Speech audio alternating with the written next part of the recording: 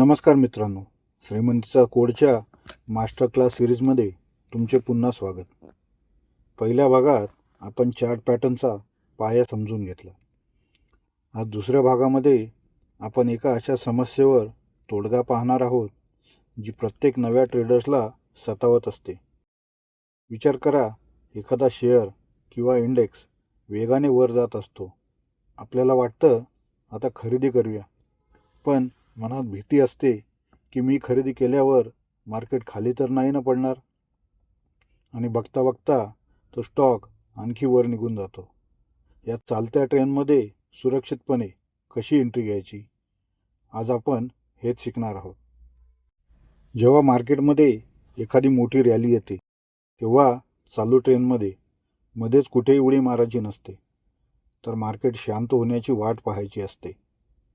यात शांत काळात तयार होतो आपला आजचा पहिला सुपरस्टार पॅटर्न, बुलिश फ्लॅग आणि पेनंट पॅटर्न.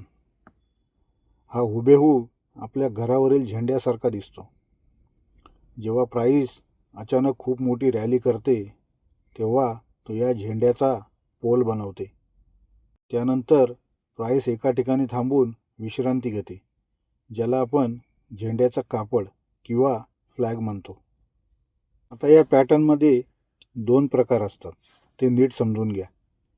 जर प्राईस वर गेल्यानंतर एका समांतर पट्टीमध्ये खालीवर होत असेल तर त्याला आपण म्हणतो फ्लॅग, आणि जर प्राईस वर गेल्यानंतर एका लहान त्रिकोणामध्ये अरुंद होत जात असेल तर त्याला म्हणतात पेनंट.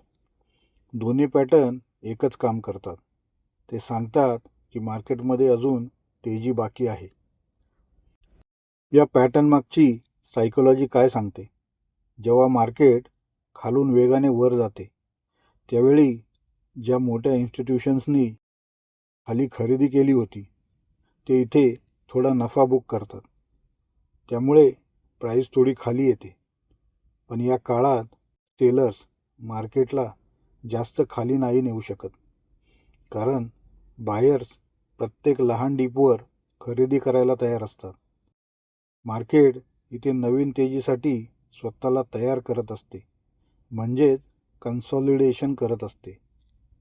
आता हा पॅटर्न बघून आपल्याला ट्रेड कधी घ्यायचा आहे? जेव्हा प्राईस या झेंड्याच्या किंवा त्रिकोणाच्या वरच्या रेजिस्टन्स रेषेला तोडून वर निघेल. लक्षात ठेवा, केवळ रेषा टच करून चालणार नाही. एक मजबूत हिरवी कॅन्डल त्या रेषेच्या वर बंद झाली पाहिजे. त्या ब्रेकआउट कॅन्डलच्या हायच्या वर आपली एंट्री होईल आणि आपला स्टॉप लॉस झेंड्याच्या चॅनलची सर्वात खालची सपोर्ट लेवल असेल. टार्गेट कसे ठरवायचे? या पॅटर्नचे टार्गेट अतिशय मोठे आणि अचूक असतात.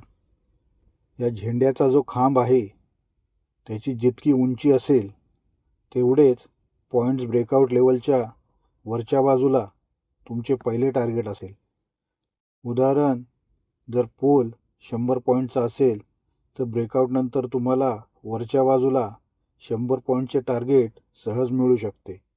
इथे तुमचा रिस्क रिवॉर्ड रेशिओ किमान 1:2 किंवा त्यापेक्षा जास्त असतो. तर मित्रांनो, इथून पुढे जेव्हा निफ्टी किंवा बँक निफ्टीमध्ये मोठी रॅली येईल तेव्हा घाबरू नका.